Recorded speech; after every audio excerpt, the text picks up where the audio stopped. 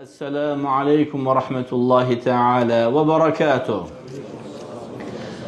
إخوة الأعزاء، مرحبا بكم في سيرة الأعلام النبلاء، أعلام الهدى. Çok aziz ve değerli dinleyiciler, kardeşler, hemşinin ve izleyiciler. A'lamul Huda, hidayet imamları. A'lamul Huda ve Duca, hidayet yoluna nur saçan. A'lamul Huda, hidayet yoluna ışık saçan imamların yeni sira silsilesinde sizi görmek çok hoştur. Ve bütün mevzu bu hadisin üzerinde devran eder. El-ulema varasetul enbiya, hakikaten alimler peygamberlerin varisleridir.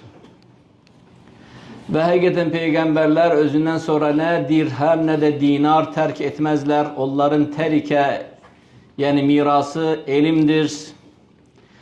Ve a'lamul huda ve duca, bu silsile niye böyle adlandır ve niye yeni bir silsiledir? Çünkü biiznillahi tebareke ve teala bu silsile başlayacak sıgar tabi'in, küçük tabi'inlerden. Ne demektir sıgar tabi'in? Yani artık yer üzerinde sahabelerin sayı çok az kalmış. Parmağıyla sayılacak kadar. Ve onlar çok az bir sahabe idrak edemişler.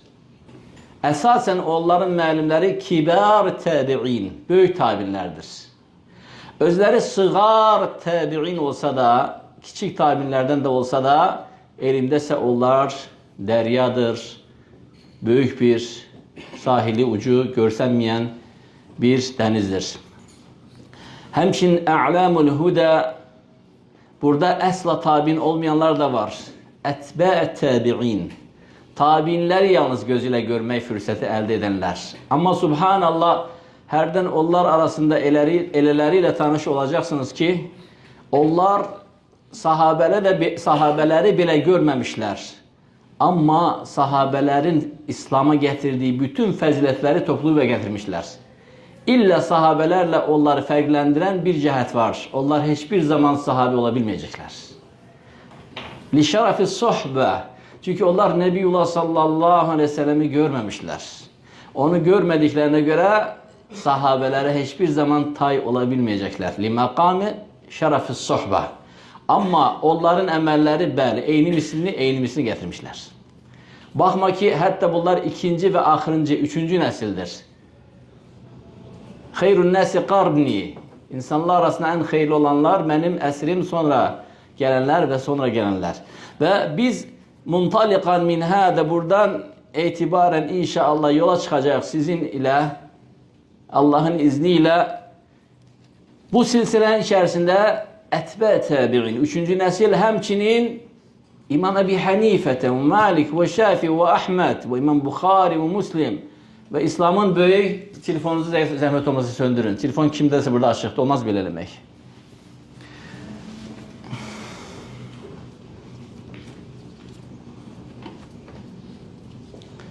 Harbi kaldık. Bəli, çünkü bu silsile devam edecektir. Allah izin verirse, ömür ederse ta ki İmam Şeyh Elbani'ye kimi. Ona göre bu silsile buradan başlayır. Kurtaracak onun son dayanacağı Allah ömür verirse bizim esir, bizim zaman. Ona göre bu itibarla silsile Sira A'lam el-Huda, Sirat A'lam el-Huda. Ve alimünel yevm, bugünkü kahramanımız, bu alim kimdir? Çok nadir hisletlere malik bir alimdir. Zamanının en varlı insanlarından biri. Tacirdir o. Çok zenginiydi.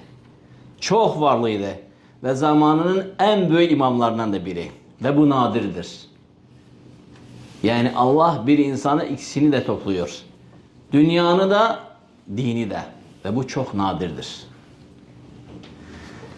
Bundan da gerbesi öz zamanının en güçlü dövüşkən sərkərdəsi də odur.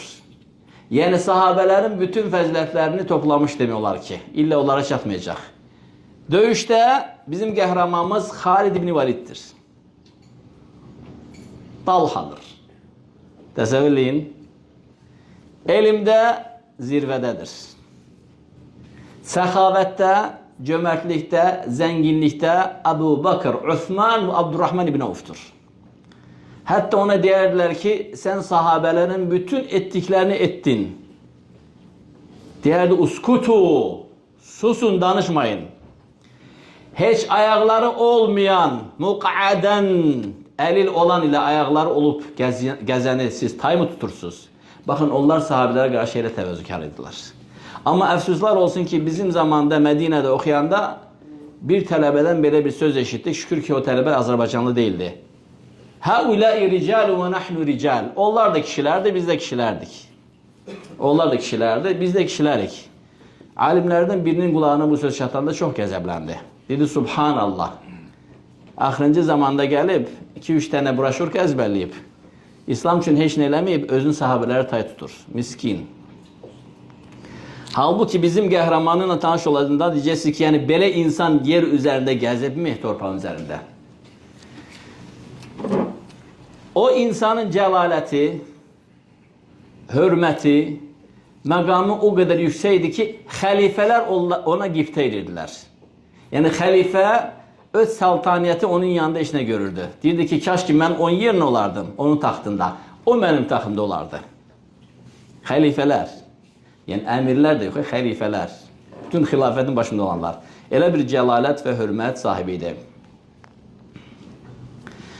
Künyəsi Əbu Abdurrahman. Adı Abdullah. Atasının adı El-Mübarək. Naam, huve Abdullah ibni El-Mübarək. Vel-Mübarək Türktür.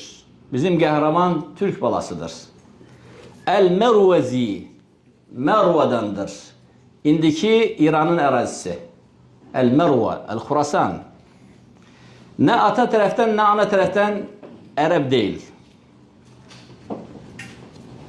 Anası Xavarizmi, atası Türk və ən qərbəsi atası qul, kölə və sonradan azad olmuş. Gəlin onun həyatı ilə tanış olaq. Əvvəlcə başlayaq atası El-Mübarək. El-Mübarək bir kölə, bir qul.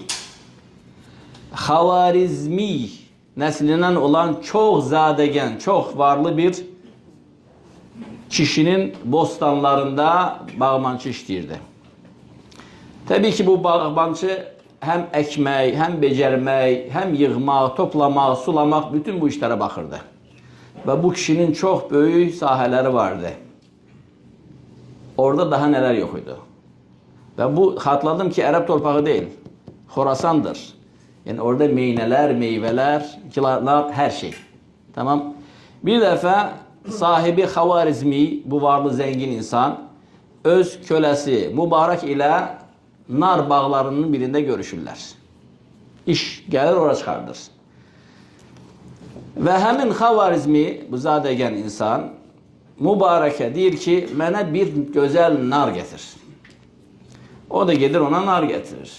Xavarizmi zəngin insan, sahibkar. Nadır, paralayır, yiyir, görür ki, turşdur. Deyir, bu nar turşdur. Get, şirin və gözəl bir nar gətir. Və narı yerə tulluyur. Mübarək ikinci narı gətirəndə o da turş çıxır. Xavarizmi, axı mən sənə söylədim, şirin nar gətir. Yenə də narı yerə tulluyur. Üçüncü dəfə nar yenə də turş çıxır. Xavarizmi, sahibkar. Məyər sən şirin nar ilə turş narı hələm də seçə bilmirsən? Cavabında El-Mübarək, axı mən onların dadına baxmamışam ki, seçə də bilim.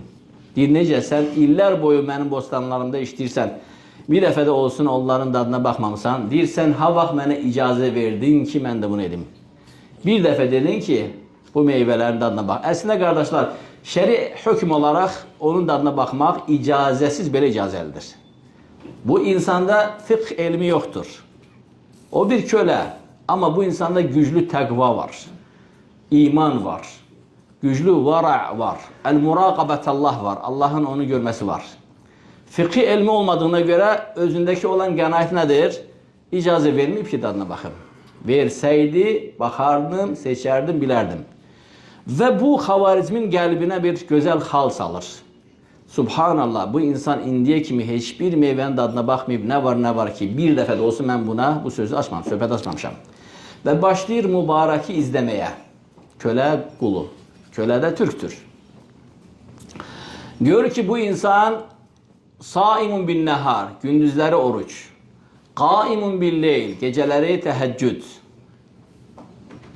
Ve güzel hüsnü serirası var. İş dünyası mühteşem. Abidun, zahidun, mu'minun, hafiyyun, taqi. Şöhretten kaçan, Allah'tan korkan mükemmel bir mümindir. Ve gelip ona soruşur ki kadını İslam'da kime verirler ərə verəndə? Veyahut da ki sualı belə qoyaq. Hansı xüsusiyyətlərə görə İslamda qadınla evlənirlər? Mübarakın özünə məxsus bir cavabı var, amma möhtəşəmdir. Deyir, Yahudilər qadınla evlənəndə onun varına, dövlətinə görə evlənərlər. Hristiyanlar isə qadının hüsnü cəmalına, gözəlliyinə görə onunla ailə qurarlar. Ərəblər isə cahiliyyədən söhbət gedir. Ərəblər isə nəsəbinə görə filan qəbilədəndir. Müsəlmanlar isə fikrini ayırdı. Müsəlmanlar isə dininə, imanına görə. Allahu Ekber. Baxın bunun çıxartdığı qənaətə. Yəni bu elm əhli deyil. Bu abiddir sadəcə olaraq. Bu cavab Xavarizminin çox hoşuna gəlir.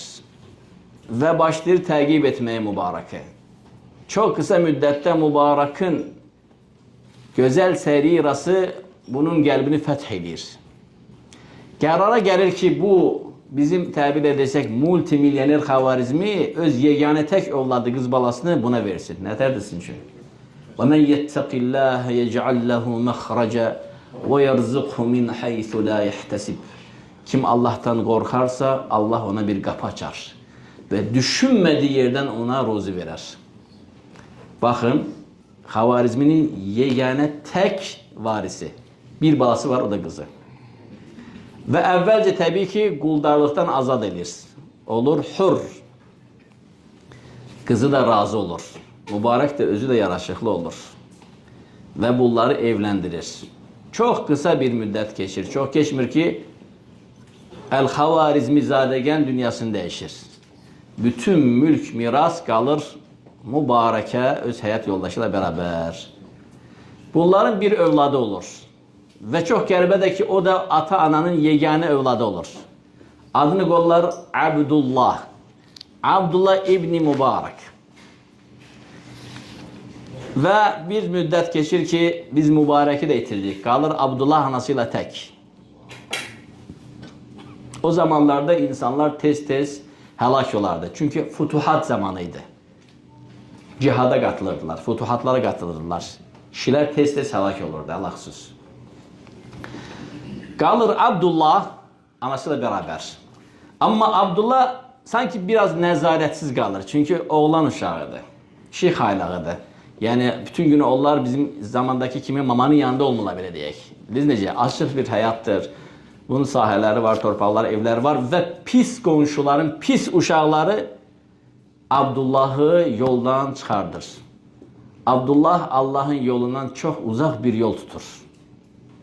Onun fasik dostları onu elə Allah'tan uzaklaştırır ki, hətta elə həddə çatır ki, buluğ vaxtında ve yaşı artık 20'ye yaxın idi, babasından qalan bu bostanlarda geceler yığışar, ay ışığında mahnı oxuyar, ud alətinə dıngıldadar, şeir, romans oxuyar ve dostları da şarab içerdi.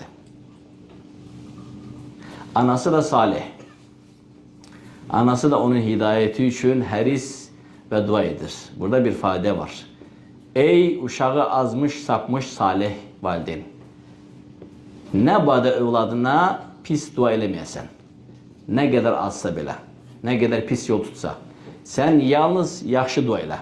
Bil ki, sən valideyn olduğuna görə sənin duan müstəcəbdir. İstir lehinə, istir uşağın əleyhinə. Elə isə müstəcəb olduğuna görə Allahdan qorx və yalnız lehinə elə. Və nəticəni görəcəksiniz. 20 yaşına çatanda bu baş verir. Dostları ilə bərabər yenə də babasının bostanlarının birində ay işığın altında dostları da o qədər içib ki, sönüblər ətrafında, səpələşib yatışırlar. Bu da onları öz nədi, həzin və gözəl səsi ilə nəğmə oxuyaraq oyatmaq istəyir. Və ud alətini götürür. Onun da bir pis şeiri var idi. Eşq, məhəbbət, romans. Ələm yə'ni li minkə ən tərhəmə və ta'sil əvazilə və lüvvəmə ilə axır. Romans bir şeiridir. Başlayır, ələm yə'ni li, ələm yə'ni li. Elə olur ki, dostları yatışır, xorulduyur. Bu da həmin şeiri, həmişə oxuduğu şeiri neyinir? Dilə gətirmək istəyir. Udu götürür. Deyir, ələm yə'ni və qafiyəni gətirə bilmir. Unutur. Və çox qəribədir ki, notu da gətirə bilmir. Və təkrarlayır, ələm yə'ni li, ələm yə'ni li, ələm yə'ni li. Bax belə 3 dəfə, 4 dəfə eləyir. Və birdən bu ayətləri eşidir. Ələm yə'ni lilləzīnə əmənu ən təxşə'ə qulubuhum li zikrillahi və mə nəzələ minəl haqq. Əl-Hədid surəsindəki 16-cı ayəti eşidir. Ələm yə'ni lilləzīnə əmənu ən təxşə'ə qulubuhum li zikrillahi və mə nəzələ minəl haqq. Məyər vaxtı gəlib çatmadı mı? İman edən insanların Allahın zikri ilə zikrini eşidərkən qəlblərinin qoxmasının və ürpməsinin Allahın haqq nazil etdiyinə qulaq verib dinləməsinin vaxtı çatmadı mı? Kitab əhli kimi aldanmışlardan olmayın. Onlar məğrur oldu. Ömürləri uzandı, sonra da onların masırı oda oldu. Bunu eşidəndə qalxır və ud alətini çırpıb sındırır. Ağlaya-ağlaya anasının yanına qaçaraq gəlir. Anası da abid, ibadətdə gecələr yatmır. Bütün gün övladına salih doyulur. Gəlir deyir ki, anacan, həqiqətən mən Allahın yolundan çox uzaqlıqla uzaqlaşmışam. Mən tövbə edirəm. Anası deyir ki, mən neçə illərdir bunu Allahdan istəyirəm sənin üçün. Elhamdülillah. Yəni, dua müstəcəb oldu. Deyir, elə isə övladım artıq 20 yaşı var. Elə isə övladım ömründən qalan hissəni Allaha həsr et. Əlhiq mə baqiyə min umrik. Və Abdullah ibn Mübarək yeganə varis, anası ona çoxlu sərvət verir. Və onu Məşriqə, Məğribə, Yəmənə, Nəcdə, Məkkəyə, Mədinəyə, hər yana elm almaq üçün göndərir. Və o, bu kisə qızıllarla yer üzərinə elm üçün seyrə səfərə çıxır. Kibar tabinləri idrak eləyir, onlardan elm alır, Qur'anı əzbərləyir, hədislər rivayət eləyir, fiqh alır. Və subhanallah tam hidayət olur. Yəni tamamilə dəyişmiş olur. İndi görəcəksiniz bunun hidayəti hansı dərəcəyə kimi qalxır.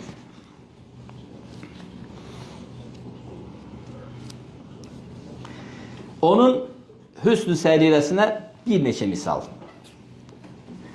Bir dəfə imam, artıq imamdır. Abdullah ibn Mübarəkin qonağıydıq evində. Birdən sirac söndü, qəndil. Birisiz fitilləndir, zeytun yağı inandır. Və qaranlıq çöktü. Otaqdayıq. Bizdən birimiz tez qalxıb o siracı islah elədi. Hər yan işıqlı olanda gördük ki, Abdullah ibn Mübarəkin ovucunun içi göz yaşlarıyla yamyaş olmuşdu. Yəni o müddətdə o, qısa müddətdə o. Yəni göz dolu, yaşlar tökmüş və heç kim bilməsin deyə neyinib? Tez onları əli ilə yığışdırıb. Və gördük ki, onun əlinin içi bütün göz yaşlarıdır. Bildik ki, o tək qalanda Allahdan qorxanlardandır. Həmin qaranlıqda o özünü qəbirdə hiss elədi. Yəni, söhbət dəqiqə söhbətidir. Siracın sönə müddətində. Onda bildik ki, niyə görə biz bu insanı bu qədər sevirik? Onunla Rabbi arasında hüsn-i serire var. Həmçinin hüsn-i sərirəsində misallardan bir dəfə onun yanında bir nəfəri zikr edirlər. Şeyx Bəhmənkaz dünəlləri gecə 40 rəkatla təhəccüdə qalxdı. Abdullah ibn Mübarək çox ixlaslı idi. Şöhrəti sevmirdi. Şöhrətdən qaçırdı və öz əməllərini gizlədirdi. Və əməllərini də danışmaq istəyəndə onu məchul şəxsin adından rivayət edərdi. Deyirlər ki, şeyx dünəlləri bir nəfər Bəhmənkaz 40 rəkat namaz ilə təhəccüdə qalxdı. Şeyx Abdullah ibn Mübarək ağlayır və deyir, Subhanallah, mən isə bir nəfər tanıyıram. Dünəlləri gecə 2 rəkatdan artıq namaz qıla bilmədi. Bir surəni qırağa keçə bilmədi. İnnə a'taynəkəl kəvsər fasalli li rabbikə vənhar İnnə şəniəkə huvəl əvtar. Bu surə ilə başladı ta sübh əzanına kimi. Onu hep okuyup ağladı, yaşadı ve tedəbbür elədi. Sanki göstermek istəyir ki, o say değil, məqsəd say değil. Məqsəd sənin o namazda yaşadığın hal, tədəbbür, təəmmül, əl-xuşu, əl-xaşiyə, onun təfsiri və s. Və heç kim bilmirdi ki, o kim qəsd eləyir. Halbuki özüydü, həmin o Kevsər surəsindən qırağa keçə bilməyənlər. Bir dəfə ondan soruşurlar ki, Abdullah ibn Mübarək zamanının ən zəngin insanına çevrildin. Təsəvvür insan kisələrlə qızıl verərdi. Sadiq kişilərə. Zamanında kişilər idi. Bir kisə verirsən, gedir Yəmənə, kərvanla. Obursuna bir kisə, gedir Şama. Obursuna bir kisə verirsin, gedir Xorasana, Misirə, və belə. Sonra qayıdır ərəsi 20, 15, 30 kisə ilə və yarı-yarı bölürlər. Sənsə dərsdə tutulsan. Və tacirlər onunla şərik girməyə yarışardılar. Deyərdilər ki, əl-məlu indəhu mübarək. Elə adı kimidir. Mal onda bərəkətlidir. Yəni kim ona şərik girirsə, Allah Teala əcəb bərəkət verir. Heç kim də başa düşmürdü ki, bu bərəkətin sirri nədədir? Sirri indi açılacaq, baxın. Bir dəfə görür ki, o qızıl kişiləri hazırlayır və onu infaq eləmək üçün ölkədən qırağa çıxardır. Deyirlər, ya imam, biz görürük ki, hər ay bu 4-5 kisə ölkədə qırağa gedir. Yəni, ölkədə olanlar bəs eləmir, yəni o qırağa gedir. Deyir, hunakə aqvamun təfərrəhu lillah. Deyir, kişilər var, özünü Allaha həsr ediblər. Biziz kimlərdir? Zamanın ən böyük imamları. Onların maaşını verir, hər ay. Hunakə aqvamun təfərrəhu lillah. Kişilər var, özünü Allaha həsr ediblər, yəni alimlərdir. Onların işi, elmi öyrənmək, öyrətmək, almaq, vermək. Ən böyük iş budur. Və bu balaca iş deyil. Bu işlərin işidir. Bunu bilən bilir. Bir mühazirəni hazırlamaq üçün saatlarla vaxt bitirirsən. Və gecələr beynin yatmır, onu əzbər təkrarlayırsan. Amma insanlar elmi ki, hasandır. O ki, qaldı onu hələm yazanlar, rivayət edənlər, öyrənənlər, əzbərənlər. Deyir ki, kişilər var, təfərrəhu lillah. Və onların ehtiyaclarını qarşılayanlar yoxdur. Əgər o 4 kişi olmasaydı, bu ticarətin başını bıraxardım, özümü tam elmə verərdim. Baxın, görün, onun Surra xurcununa baxan kimlərdir? Zamanın ən böyük imamları, İmam Buxarinin raviləri və şeyxləri. İsnadın içində görərsiniz. Sufyanan və Hammadan. İki Sufyanın maaşı. Sufyan-ı Thawri, İmam-ı Dünya və Sufyan ibn Uyeyne, İmam-ı Dünya zamanında. Onların maaşı onunla gedirdi hər ay. Gedib çatdırmalıydılar hər ay.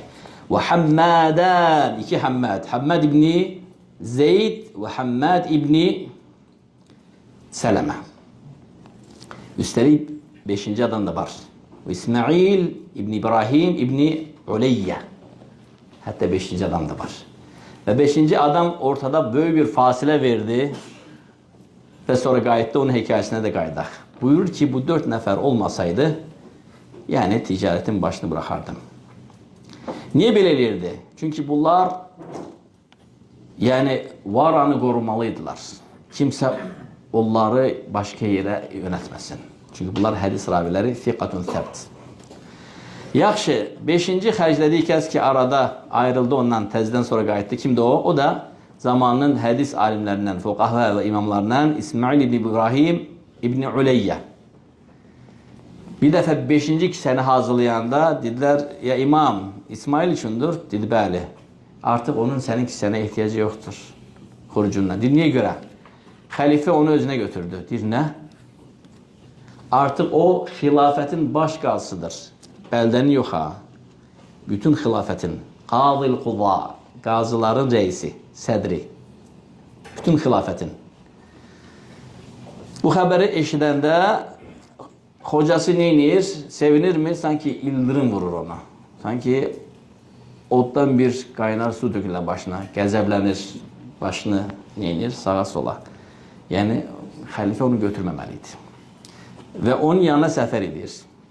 Xilafət sarayının yanına və onu çıxartdırır oradan və söhbət üçün dəvət edir öz hücrəsinə. Budur İmam, Əl-Faqih, Əl-Alim, Əl-Alləm, Əl-Qadi, İsmail ibn İbrahim ibn Uleyyə onun yanına gəlir.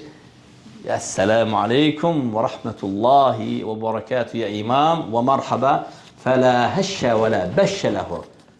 Nə salamını almır, nə mərhaba deyir, nə qucaq açır, nə də üzünə baxıb təbəssüm eləmir. Əksinə başını aşağı salır və belə edir.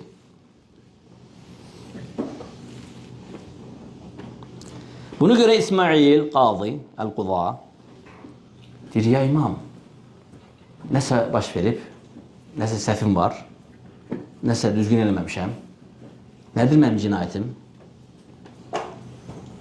İmam ise Abdullah ibn Mübarək başını bu şekilde işarə edir.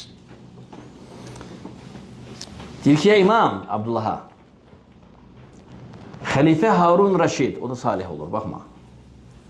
Mənim elmimi bildi.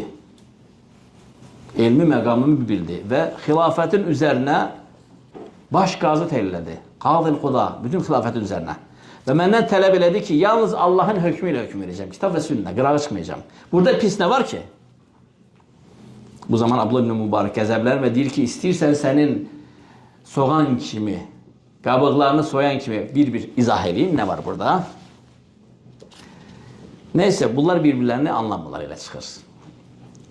İsmail ibn İbrahim üzünü çöndərir və gedir təzdən işini də alacaq saraya. Çünki artıq saray qazılarındandır. Abdullah ibn Mübarək tez ona bir məktub yazır arxasıca.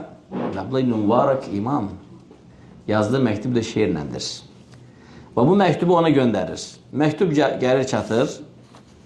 İsmail ibn İbrahim ibn Uleyyə məktubu oxuyur və məktubda nə yazılıb?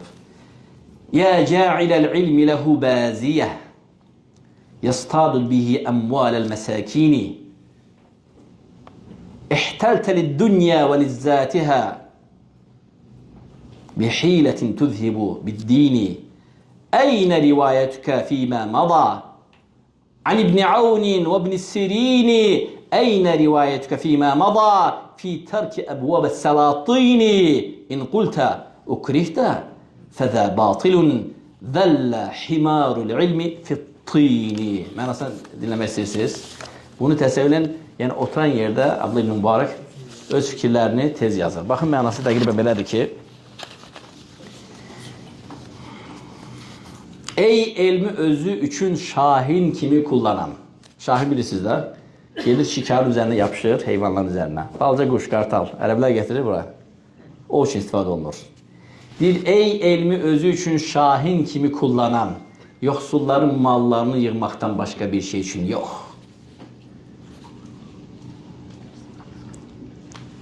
Əyildin dünyaya, malına və ləzzətinə,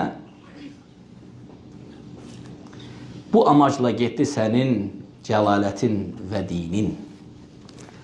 Hani bundan öncə ettiyin rivayətlərin İbn Avnan və İbn Sirin'dən, hani bundan öncə ettiyin rivayətlərin əyilmə, zahid ol sultanların qapısından. Desən ki, ikrah olundun, qəbul olunmazdı, inanılmazdı hüccətin. Səni elm üçün daşıyan uzun qulağın palçıqda qalmış eləcə bax bil. Yəni, bu şəkildə şeir yazır ona. Bu məktubu oxuyan İsmail ibn İbrahim qəhərlənir və xəlifənin önündə xəbəri olmadan hönkür-hönkür belə ağlayır və əli titriyir. Xəlifə Raşid görəndə deyir, "Gharraka Abdullah ibn Mübarək." Deyəsən Abdullah ibn Mübarək səni yoldan çıxartdı. Qal elə. Bəl huve nasihun əmin. Xeyr, o həqiqətən salih bir nəsihətçidir. Ya əmir-i müminin, unşiduke billah. Afini minəl qada. Səni Allah'a yemin edirəm, məni qazı olmaqdan azad elə. Və yalvarır. Harun da, Allah ondan razı olsun, onu qavadan azad edir. Və təzdən qayıdır elmə, hədisi rivayət eləməyə, öyrənməyə, öyrətməyə və yenə də 5-ci maaş kisəsi də artıq ona təzdən qayıdır. Səxavəti haqqında, cömərtliyi haqqında insanlar gələrdilər, ondan borc alardılar. Amma o borc verməzdi. Əvəzinə hədiyyə edərdi. Birbaşa. Elə verilən an, sorulan an. Biri gəlir və gələndə onun yanına qıtlıq vaxtı olur, quraqlıq vaxtı olur, barın çox az verən vaxtı olur, uzun müddət yağmır və deyir ki, ya imam mənə 750 dirhəm borc ver. Öz katibinə yazır ki, ona hədiyyə edilsin. 7500. Katib yazanda, o birisi oxuyanda deyir ki, imam o səndən 750 istədi. Buradasa yazmışsan 7500. Dedi, qələm nəyə yazıb, onu da əməl elə. 7500 hədiyyə. Dedi, imam quraqlıq zamandır. Artıq yığılan bütün hər şey tükənir. Olmaz belə. Dedi, əgər hər şey tükənirsə, demək əcəl yaxındadır. Ömür də onsuz da qısadır. Nə yazmışam, onu da ver. Alə barakətillə. Təvəkkülü gördünüz. Səhavəti gördünüz.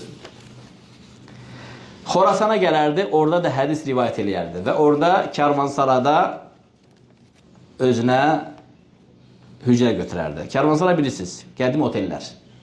Xan deyirlər ona. Və onun öz məşhur hücrəsi var idi. Gələndə həmişə oranı götürdü. Oranı onun üçün saxlayırlar, hörmət əlaməti olaraq. Və şagirdlər ora gəlib, ora çox böyük otaq olduğuna görə. Belə deyək də VIP otaqdır, hə?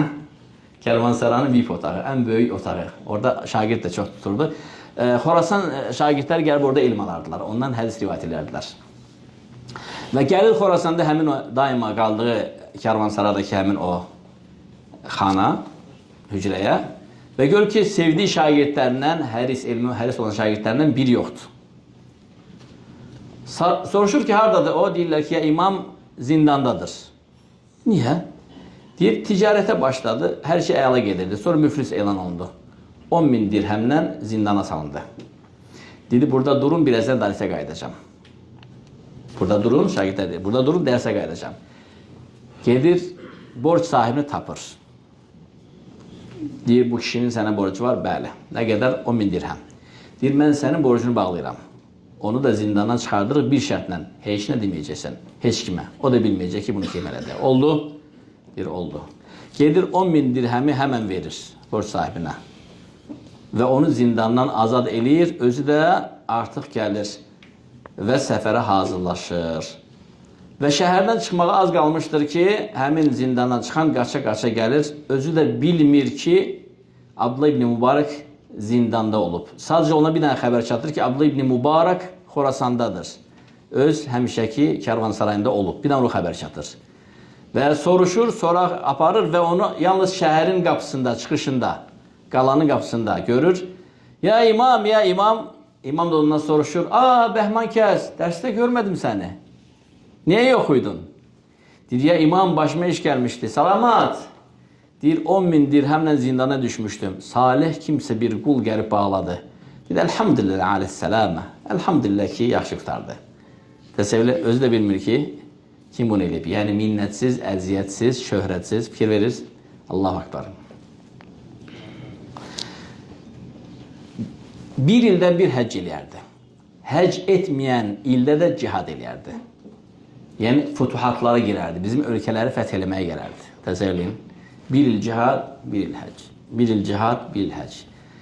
Bir dəfə həccə yola düşür. Və həcci tək eləməyi sevməzdi.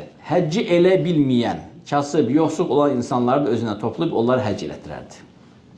İki sinif insana həcc elətdirərdi. Zuhad, abidlərə, yoxsul abidlərə və uləmə, bir də alimlərə. Onları həcc elətdirərdi.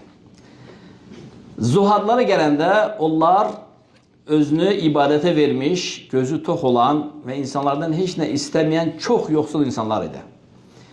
Onları toplayar və deyir ki, bu il sizdən həcc eləmək istəyirəm. Onlar da deyərdi ki, ya imam, biz o qədər kasıbıq ki, bizim həcc etməyə heç bir fürsətimiz yoxdur. Deyir, bilirsiniz ki, mən tacirəm. Əlinizdə olan pulları mənim ticarətimə qatın. Ondan meydana gələn həmin o bəhrə ilə də sizi həcc elətdirim. Razısınız? Bunlar da düşünürlər, inanırlar ki, doğrudan ki, o boyda kişiyə, o boyda əcdaha tacirə bunlar şərik olurlar. İnanırlar bunlar. Halbuki bu bir şirin hilədir. İcazəli hilədir. Deyir, sənin nə qədər var? Deyir, 4 dirhəm. 4 dirhəm bir kişinin bir abed puludur. Ondan artıq deyil. Gətir bura. Allah bərəkət versin. Və 10 kisəsini bağlayır. 4. Səndə 10. Əla. Səndə Zeyd. 16. Oo, maşallah, sən varlısın. Əla. Səndə nə qədər? 11. Bütün o yoxsulların kisələrini yığardı. Və adlarını yazıb işinə qoyardı. Düğünləyərdi. Və sonra öz evinin bir kəntarında gizlədərdi. Onların xəbər yoxdur. Onlar da elə bilirlər ki, bunun ticarətinə şərik qoşdular. Rahat həcc eləyəcəklər. Və sonra bunlara dəvələr verərdi. Səfərdə Xorasandan Məkkəyə getmək var. Minlərlə kilometr söhbəti var ortada. Bunlar nə səfərə çıxardı, nə çıxardı. Həyatında bunlar yemədiyi ləziz yeməkləri bunlar yetizdirərdi. Bunların, belə deyək də, səfərində daha nələr yox idi. Dəvə, çətir, suyu, xurması, bizim sözdə vip. İndi bunlar gedirlər, hər dəfə bir şəhərə gələndə o şəhərdəki bütün naz nemətləri onlara hədiyyə elərdi. Deyərdi, ya imam, biz yoxsul, bizim pullarımız yoxdur, biz bunu ala bilmərək. Deyir, sizin pullarınız ticarətdədir. Və yalan danışmırdı Allahın ticarətində. Bu hilədir. Şirin hilədir. Könlünü sındırmamaq üçün, başa qalxmamaq üçün, minnət eləməmək üçün. Bunu alimlər bilir. Sizin pullarınız ticarətdədir. Amma Allahın ticarətində. Bunlar bilmir axı. O bar verir, şək yox bar verir. Həm dünyada, həm ahirətdə. Ona görə bu bazara gələn bütün hər şeydən ala bilərsiniz. Özünüzə, ailələrinizə, uşaqlarınıza, qohum-əqrabanıza, qonşularınıza və 7 dönəmizə. Onlar da inanırlar ki, bu boyda əcdaha ilə şərik giriblər. Bu hamısı bunların malının qazancıdır. Onlar sabahı bir küncdə yatır orada evdə. Dövrənin içində deyil. Və nə inərdilər? Bazardan o qədər hədiyyə yığardılar. Və beləcə ta həcc boyu. Ta ki gəldilər Mədinə Munavvara çatdılar. Mədinə nə boyu? Orada nə qədər əlbisə, nə qədər məxmər, nə qədər ipək, nə qədər hədiyyə yığdılar. Və bunlar hamısı inanır ki, bunların öz halal pulları ilədir. Öz qazancları ilədir. Çünki bunlarda ihtişam var idi. Yəni, insanlardan heç nə qəbul eləmirdilər. İmam da onları tanıyırdı. Yəni, bunlar xalis ubbadlar idi. Xalis zuhadlar idi. Və sonra həcci bitirəndən sonra qayıdardı onlarla vətənə və deyərdi ki, yaxşı, indi mayalarınızı sizə qaytarım, burada ticarətə dayandırmaq istəyirəm. Və onların öz kisələrini qaytarardı. Ya Zeyd, bu sənindir. Ya Übeyd, bu sənindir. Və hər kəs açardı, pulunu necə qoymuşdu, elə də tapardı. 4 bunda, 9 bunda, 16 bunda. Deyərdilər, Subhanallah, deyir, bəli, bunlar hamısı bar verdi. Və bunlar həm həcc elədilər. Həcc də o zamanda bizimki kimi deyil. Yəni, söhbət məsafədir, yəni, getmək var. Üstəlik bu necə həcc elətdirirdi? Həmçinin bu həcci alimlər elətdirərdi. Və bunun həcci belə idi, tək getməzdi. İnsanlara həcc elətdirərdi. Sonra cihadı haqqında danışacağım. Bu həccə getdiyi yolların birində bir dəfə həcci etməmək qərarına gəlir və həcdən özü tək geri qayıdır. O da necə olur? Bir bəldəyə girirlər, o bəldədə gecəliyirlər, kənddir, çünki məsafə uzaqdır. Görür ki, deməli bir daxma var. Daxmanın qapısı tez-tez açılır, bağlanır, açılır, bağlanır, açılır, bağlanır. Bu da çöldə uzanıb dincəlir, hava da gözəldir. Görür, qəribə mənzərədir. Kənddə kişilər yoxdur. Yalnız ailələrdir. Kişilər yoxdur. Və bir daxmadır, kasıb daxmadır. Daxmanın qapısı açılıb, bağlanır, açılıb, bağlanır. Sanki kimsə oradan baxır, güdür, boylanır. Və daxma ilə üzbüz kəndin zibilxanasıdır. Diqqət edin, çox təsirli hadisədir. Və birdən həmin zibilxanaya leş, çolpa atdılar. Həmin qapı açıldı, bir körpə qızcığaz balası qaça-qaça getdi beyt çolpanı Ölü çolpanı götürdü ve eve taşıdı. Geldi kapının öydü. Ev sahibi kimdir? Bir hanım çıktı kapıdan. Dedi, hanım burada ne baş verir? Ben bayaqdan sizi güdürəm. Ve uşaq geldi. Nihayet ki o zibillikdeki meyit leş çolpanı götürüp eve getirdi. Bunlar da tanımlar bunu İbn Mübarek'e. Diyorlar ki ya şeyh, erim mücahittir. Allah yolunda cihada çıkmış. Gazvaya çıkmış, futuhatlara çıkmıştır. O kadar kasıb o ki bize hiç ne bırakmamış çıkmıştır. Ne dirhem ne dinar. Bizim de yemeğe hiç neyimiz yoktur. Bəli, meytete leş haramdır ama bize halaldır. Çünkü yemeğe başka hiç neyimiz yoktur. Birisi de o ayetleri. فَمَنْ اِضْطُرَّ غَيْرَ بَاغٍ وَلَا عَادٍ فَلَا اِثْمَ عَلَيْهِ. Adlı mübarek yani dözebilmir yani. Gəhərlənir, ağlayır. Deyir ki, bu il özümə hacı qadağan edirəm. Və o xanıma o qədər sərvət verir ki, bir il onu dolandıracaq qədər. Və o kənddəki olan bütün qadınları bir il dolandıracaq qədər mal ilə təmin edir. Ta ki, həyat yoldaşları ya sağ, ya zəfər ilə qaydana kimi. Təsəvvür edin. O qədər zəngin idi. O qədər varlı idi. Gəlin onun cihadı haqqında tanış olaq. Bunlar Afganistan torpağını Kabul tanıyırsınız. Ora kim gəlib çatdılar və Afgan xalqını bilirsiniz. Çox güclü xalqdır. Və onda İslamda değildi Kabul'un sakinləri. Müslümanlar Kabul sakinleriyle dövüşe çıktılar. Kabul cemaati kafir idi onda. Ve Müslümanlardan bir nefer cengaver ve Kabul'dan da bir nefer cengaver üz-üzə çıktı. Hemen Kabul'da olan cengaver kafir Müslümanın boynunu hemen vurdu. Çok güçlüydü. Ve bağırıp dedi ki aranızda bir nefer var mı mənə gücü çatan? Aranızda mənə mübarizə etməkdə qalib gəleniz var mı? Müslümanlardan başka bir neferi dövüşe kattık. Cengaver güçlü. Kabullu kafir onu da boynu vurdu. İkinci Müslüman kardeşimizi yitirdik. Adam deyir ki aranızda bir nefer kişi var mı məni? Mənə qalib gələn. Üçüncü bir cengaveri gönderdik. Hemen onu da boynu yetti. Adam o kadar güçlüdür ki. Zaten Afgan halkı böyle güçlüdür bilirsiniz. Ve deyir ki subhanallah hem məğlubiyyət hem de ki bu insanın belə, cengaverin belə bizi qalib gəlməsi, yani bakma bu dövüşte mənəvi çok büyük bir təsiri var. Ya mənəvi ya müsbət. Birden meşənin içerisinden bir cengaver çıktı. Gözleri möhkəm sürmə etmiştir ki hiç kim onu tanımasın ve özü tamamıyla bağlanmış. Kılıçla girdi meydana ve möhkəm bir mübarizə başladı. Kılıçların qılğıncımı, atlar yani qalxılıb göyə toz, torpaq, uzun mübarizədən sonra Kabul'u kafirin boynu gitti. Hamı dedi Allahu Ekber ve sonra girdi ordunu iki yere böldü. Dediler Allahu Ekber ve feth olundu. Dövüş qutarandan sonra biz bu qalib cəngavəri tanımaq istedik. Düşdük onun dalınca ətrafa əhatəyə alaq onu, götürüldü ve qaçtı. Meşəyə girdi. Abu Amr el-Mervazi deyir, hiss elədim bu kimdir. Deyəsən mən onu tanıyıram. Və girdim meşəyə və başladım onu axtarmağa. Ta ki onu dincələn yerdə tapdım. Onun da heç nədən xəbər yoxdur. Eyni kənddəndirlər. Fikir verin. Abu Amr el-Mervazi. Gəldi ora və həmin cəngavər düşünürdü ki orada kim yoxdur. Dincəlmək istəyəndə üzünü açanda gördü ki şeyxim imamın Abdullah ibn Mübarekmiş bu. Eyni kənddən. Abdullah ibn Mübarek onu görəndə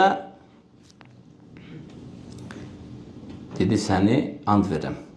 Gördüklərini heç kimi danışmayacaqsın. Yəni subhanallah cihad istəyirsən cihadda da biləcəklər.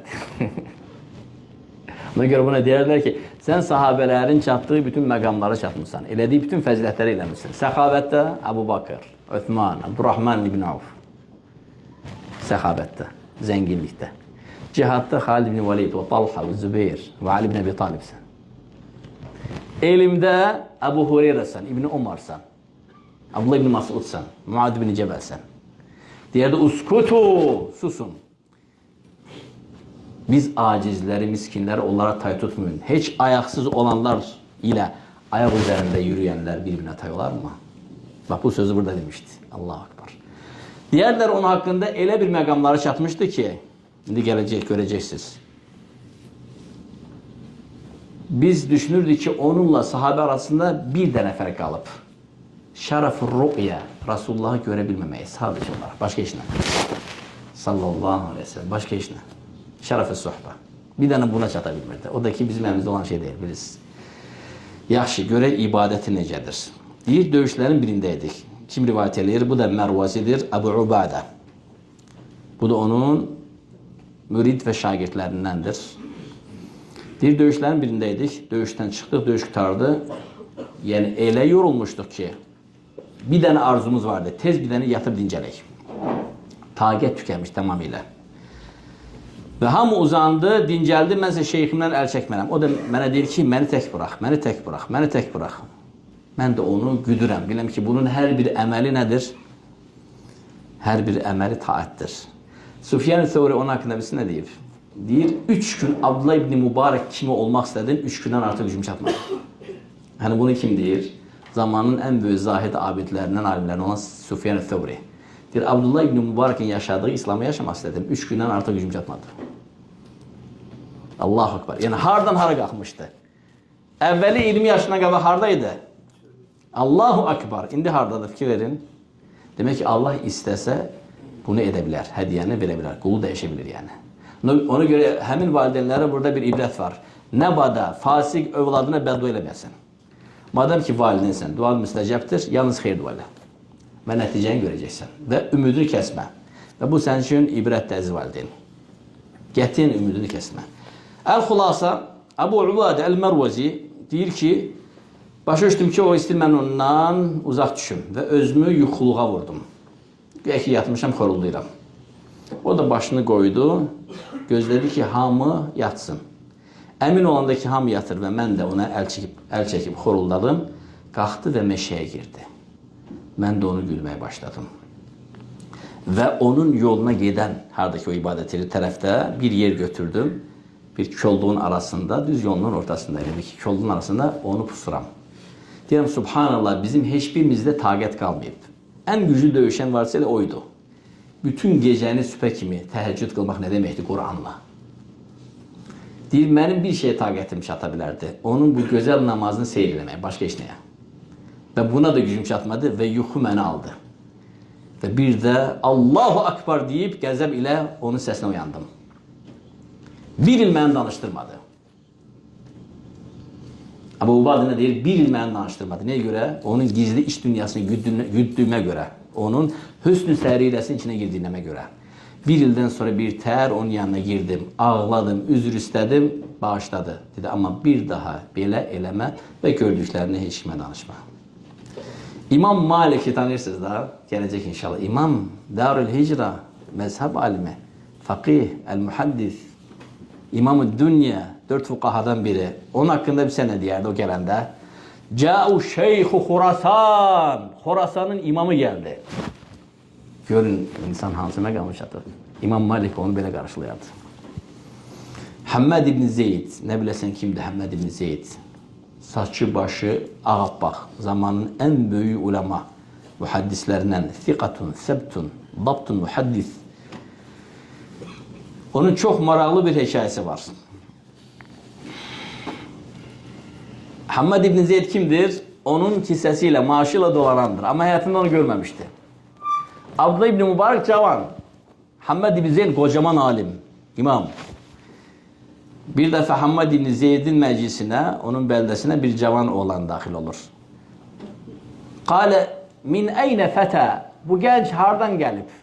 Şeyx soruşur, Həmməd. Deyir, Mərvədən. Nə? Mərvədən. Ətədri, ətə'ləmu alimul Mərvə? Mərvanın alimini duydun mu, eşittin mi? Abdullah ibn Mübarək. Deyir, ənə huvə zək. Abdullah ibn Mübarək mənəm, sənin yanında. Qalə, əntə Abdullah ibn Mübarək cavan oğlan imiş. Şöhrəti dünyaya gəlib çatıb. Həmməd ibn Zeyd təsəvvürlə, hətta onun maaşı ona gəlir. Amma bilmirdik ki, o cavan oğlandır. Təsəvvürləyib. Qalxdı. Fədammahu və qabbaləhu. Onu ürəyini sıxdı, onu qucaqladı, öptü, salamladı. ve öz elm taxtının üstünə otuzdurdu. Özü də şagird kimi oturdu önündə, o boyda imam, o boyda alim. Və birdən şagirdlər dedi ki, ya imam, xahiş elə bilərik ki, Abdullah ibn Mübarək günləri dərs versin, hədislər o rivayət eləsin. Abdullah ibn Mübarək dedi ki, yox, bunu eləməyin, şeyxin yanında məni rüsva eləməyin. O olan yerdə mən dərs verə bilmərəm. Çünki Ahmed ibn Zeyd qocaman alim.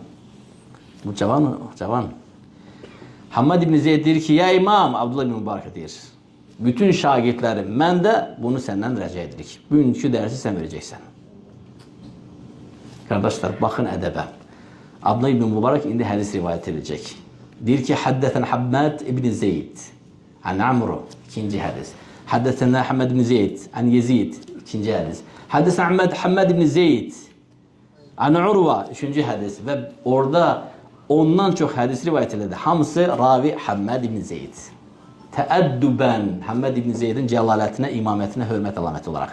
O gün dərsdə rivayət etdiyi bütün hədislərin raviləri Hamad ibn Zeyd idi. Gördünüz? Həm burada Abdullah ibn Mübarəkin elmini göstərir. Yəni zehnində, qəlbindəki minlərlə hədisin içindən Hamad ibn Zeydin hədislərini yalnız yığdı, topladı, test onları əzbərdən açdı. Həm də burada bir dərs verdi, bir ədəb dərsi verdi, bir mədəniyyət, bir əxlaq verdi. Bildiniz necə? Nə olsun ki, o mən qaldı bura. Amma bu günlərin məclis, dərs, elm, kürsü də onundur. Allahu Ekber. Bir dəfə ticarət fərmanı bağlayırlar və onların özündən məxsus bir qələmləri var idi, belə çubuqdan kəsilmiş, onu batırırdılar, mürəkkəbi yazırdılar və müqaviləni bağlayır, işi bitirəndən sonra qələmi bura qoyur və başlayırlar hesablamağa.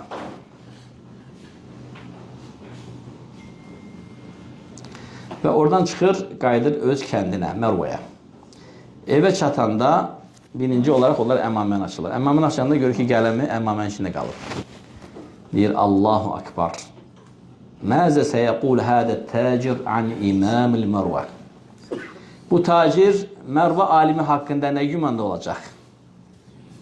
Mərvə alimi mənim qələmimə sahib çıxıb, yəni arxasına keçib. Və neynir? Əbasını soymamış, təzdən əmmaməsini taxır, qələmi ora taxır və təzdən həmin bəldəyə qayıdır, axşama kimi ora çatır. Tacir onu görəndə deyir ki, ya subhanallah, ya imam, mən bütün mallarımı sənə etibar eləmişəm, sənin ticarətinə. Bir qələm nədir ki, ona görə təzdən ora qayıdırsan, o boyda məsafəni. Deyir, qorxdum ki, şeytan sənin qəlbinə, elm əhlinə qarşı bir vəsvəsə atar.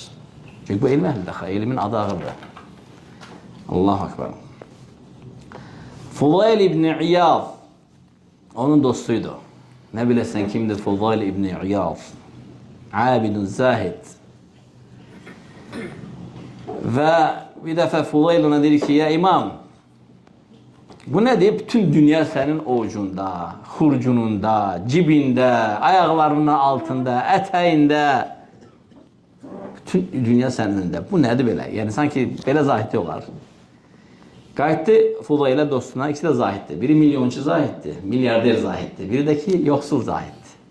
Qayıtdı Fudaylə dedi ki, ya imam, bu mal dövləti, sərvəti mən Allahın əmr etdiyi yerlərdə xərcləyir və bununla özümü taətə gücləndirir. İnsanlardan müstəğni oluram, onlardan heç nə istəmirəm. Qalan qalığını da qardaşlarıma paylayıram. Cavabında Fudayl, əgər belə desə, fələ harac, o zaman eyb eləməz. Günlərin bir günü Məkkəyə gəlir, çox güclü quraqlıq günləri olur və yağmur. Və vilayət əhli əmir, Məkkənin əmri istisqa namazını elan eləyir və insanlar istisqa namazına gəlir. İstisqa namazının şərhini bunun haqqında məxsus dərsdə izah eləmişəm sizə. Və imam minbərə qalxmalı, xütbə deməli, 2 rəkət cümə namazına oxşar bir dini ayındır, namaz qıldırmalı və sonra əllərini qaldırıb istisqa duası edib cəmaat əmin deməli. Və insanlar yavaş-yavaş axın Məscid-ül Harama, Məkkəyə, Kəbə məscidinə gəlirlər istisqa namazı üçün. Göydə bir dənə bulud belə yoxdur və dəhşət quraqlıq. Abdullah ibn Mübarək gəlir, Məscid-ül Haramın bir zaviyəsində, bir küncündə sütunun arxasında oturur namaz qılandan sonra. Və birdən görür ki, bir nəfər yoxsul gəldi, əlil xəstə, şikəst. üzerinde ridası var idi əlavə. Şal kimi. Onu yerə tulluyur. Allahu Akbar elə bir 2 rəkat namaza girir. Namazda səcdədə belə bir şeylər deyir. Ya seyyidi və xaliqi və mevlaya. Ey mənim ağam, məni yoxdan var edən xaliqim və mənim dostum. Kimə deyir? Allaha. Sənin xəlqin səndən yağmur yalvarmaqdan ötürü sənin evinə toplaşmışlar. Hum muznibun. Bəli, onlar günahkardılar. Muxtiun, xatakardılar. Mufarritunel muqassirun. Muqassirdirlər. Günahkardılar. Və fihim salihun. Amma aralarında salihlər də var. Fələ tuəxiduhum bis-salihi aləl muznibin. Yəni salihlərə də cəza vermə günahkarlara görə. Aqsamtu bikə illə ən səqaytəhum. Səni özünə and verəm ey Rabbim, onlara yağmur indir. Deyir, bunu Abdullah ibn Mübarək eşidəndə əti ürpəşir. Tükləri biz olur. Bu kimdir belə cəsarət edir? Cürət edib Allaha and verir. Deyir, sənin özünə and verəm ki, illah ki, onlara yağmur indirəcəksən. Və hədis yadına düşür ki, Allahın qullar arasında qullar var. Başı, saçı, torpaq, qum. Kasıb, yoxsul, qapılardan qovular və insanlar onu heç saymazlar. Allaha and versə, Allah andını yerdə qoymaz. Deyir, ikinci dəfə dedi, Aqsamtu bikə illə səqaytəhum. Sənə izzət və cəlalana, sənin özünə and verəm ki, onlara həmən yağmur indir. Aqsamtu bikə illə səqaytəhum. Üçüncü deyəndə şimşək çaxır, möhkəm. Deyir, baxdım, gördüm, subhana, bu balaca bulut hardan gəldi, çıxdı. Hava peyda oldu. Bulut sürətlə genişlənib şişməyə başladı. Və bir yağmur yağdı, həmən adam namazdan çıxmamış. Dedim, hədisdə gələn insan buymuş. Allahın qullar arasında qullar var. Onun da işlenen xəbəri yoxdur ki, mən sütunun arxasındayım, bunu görürəm, eşidirəm. Sonra ikinci duasına keçir. Mevlaya xaliqi və seyyidi. Ey mənim dostum, məni yoxdan var edən xaliqim və ağam. Axı, mən kim oluram ki, mənə görə sən yağmur indirirsən? Fələkəl hamdu və şükur. Axı, mən kim oluram? Ənə faqirun, mən yoxsulam. Haqirun, alçağam. Yəni, insanlar nəzində alçaq, qapılardan qovlananam. Haqirun, miskinun, yazığam. Əlilun, şikəst və xəstəyəm. Mən ənəlləzi səqaytəl xalqə biduayı. Kiməm axı? Mən kim oluram ki, mənə görə sən xalqına yağmur indirdin. Abdullah ibn Mübarək deyir ki, yox, mən bu qulun arxasına düşüb öyrənəcəm kimdir bu. Adam oradan çıxıb gedəndə Məkkəni su götürür yağmurun çoxluğundan. Abdullah ibn Mübarək deyir ki, getdim onu güdməyə və görürüm ki, insanlar istisqa namazına hələm də gəlir, hələm də imam minbərə qalxmayıb. Artıq Məkkədə lesandır. Allah akbar. Gəldim, gördüm ki, bir nəfərin evinə girdi. Elhamdülillah, o insanı tanıyıram.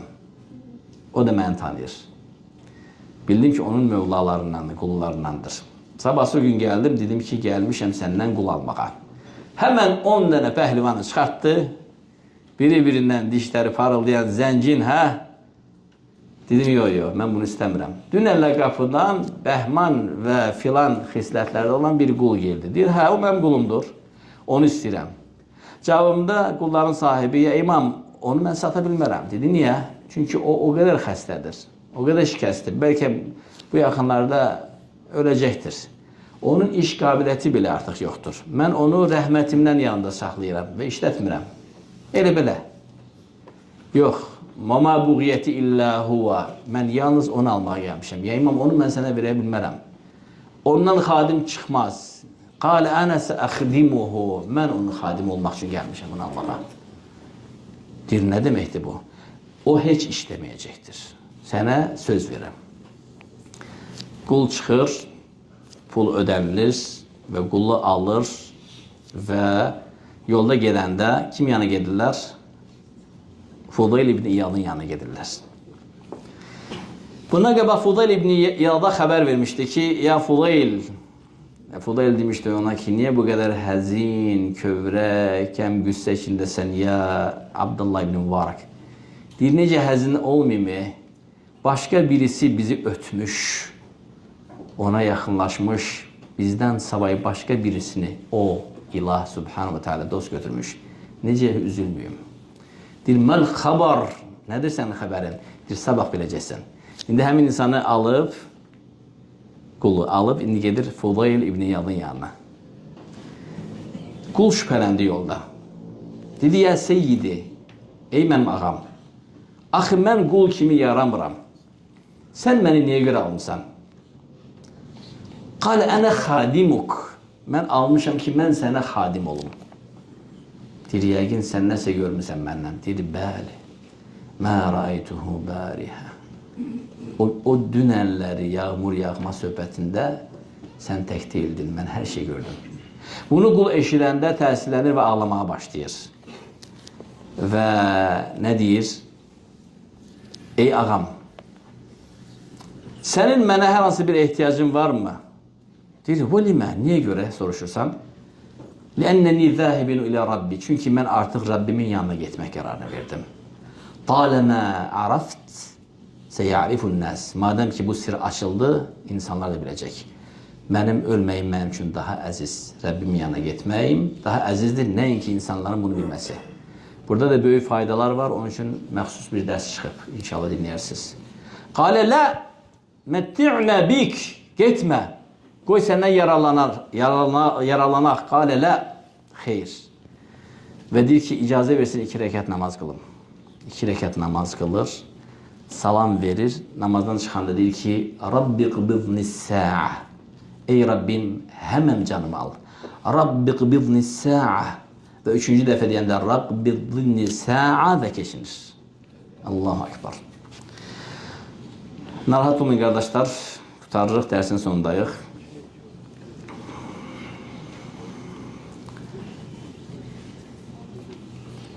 Deməli vəfatı 63 yaşında. Allahu Ekber. Hətta vəfatı qərbidir. 63 yaşında vəfat edir. Və vəfat eləyəndə bir bəldədə tək başına olur bir köləsi ilə. Onun qucağında vəfat edir. Canını onun qucağında. Başını da onun təxsində, budun üzərində tapşırır. Və qul deyir, ağlayır. İmam soruşur ki, niyə ağlayırsan övladım? Deyir, sən dünyanın imamısan. Sən dərslərinə 10 minlərlə insan axıb gələrdi. Xəlifələr və padişahlar sənə qiftə eləyərdi. Günləri sən bir bəldədə, bir kənddə, tək tənha, heç kimin olmayan bir yerində ruhunu tapşırırsan Mevlana, özdə yanında mən kölə. Deyir, burada heç bir şey yoxdur ki. Yəni, insan şöhrətdən qaçardı. İnsan şöhrəti sevməzdi. Deyir, elə ki, gördüm, mən başladım can verməyə, mənə La ilahə illallahı tərqir elə. Əgər bir dəfə desəm, bundan sonra söhbət eləməsəm, danışmasam, kifayətlən. Artıq başqa şey demə. Yəni, burada da bir elm öyrədir. Və deyir, başladı qarqar eləməyə, can verməyə. Utanırım deməyə, bu da imam, alim, faqih, mən də kölə qul. Dedim, ya imam, qul la ilahə illallah. Eşidən kim dedi? La ilahə illallah ruhunu tapşırdı. Deyir, fəcənnə cünunu. Deyir, həmin qul sanki havalandı və möhkəm qışqırdı. Dünyanın imamı tək tənha bir daxmanın içində, mənim budumun üzərində ruhunu tapşırır, dünyanın bundan xəbəri yoxdur. Qaçdım bir kölə, həmin bəldədə qışqırdım. Mət İbn Mübarək. İnsanlar eşitdi, başa düşmədi. Bu nə deməkdir? İbn Mübarək vəfat elədi. Bu kimdir? İbn Mübarək hardadır? Və dalınca gəldilər. Girdilər və gördülər ki, İbn Mübarək vəfat edib. Bu xəbər bəldənin əmirinin qulağına çatdı. O da gəldi. Məktub getdi, xəlifəyə çatdı, təsəvvür edin. Və İbn Mübarəkin cənazəsini bütün bəldə qıldı. Dəfn olundu, xəlifəyə məktub çatdı nəhayət ki. Və xəlifə ona olan hörmətdən təsəvvür bilir ki, dəfn olunub. Ordusunu yığır və onun dəfn olunduğu bəldəyə gəlir. Onun qəbrini soruşur və tək başına orada, ordusuyla bərabər bir dənə cənazə o qılır. Yəni, hörmətə bax, xəlifə bütün işini buraxıb, xilafəti buraxıb, sarayı buraxıb, həmin kəndə gəlir ki, onun da cənazəsində iştirak eləsin. Və bu kəlmələrlə qutarmaq istəyirəm, hətta onun şanını, biləsiniz ki, onun şanı necə əzəmətlidir. Bir dəfə vəfatına qabaq xəlifə Harun Rəşid bir bəldəyə gəlir. Bəldəyə daxil olanda görür ki, bəldənin sakinləri yoxa çıxıb. Şəhər bomboşdur. Xəlifə də necə xəlifə? Əskərləri sağından, solundan, əyyanları, vəzirləri, nəsil nəcabəti, həyat yoldaşları, övladları elə onun kütləsi sahibəs eləyir. Amma şəhər əhli qarşılamalıdır. Xəlifə gəlir axı. Xəlifə görür ki, şəhərdə heç kim yoxdur. Soruşur ki, cəmaat hanı? Deyirlər, ya əmir-i müminin, əlhamdülillah alə kulli hal, təqdir-i ilahi təsadüfdən eyni vaxtda şəhərin başqa qapısının Abdullah ibn Mübarək daxil olur. Bütün hamı gedib onu qarşılamağa. Onda xəlifənin əqrabalarından biri qayıdıb gülə-gülə deyir ki, ya əmir-i müminin, leysə mulku kə mulk. İnəməl mulku Abdullah ibn Mübarək. Mülk sənin mülkün deyil. Həqiqi səltanət taxt onun taxtıdır. Baxın, sənin yanında biz ailə, iyal, əskərlər, vəzirlər, amma xalq gedib onu qarşılamağa, həqiqətən onun məqamına hətta xəlifələr qibtə eləyərdi. Hədə huvə imam Abdullah ibn Mübarək rahiməhullah rəhmətən vəsiə və sallallahu alə nəbinə Muhammed və alə alihi və sahbihi əcməin.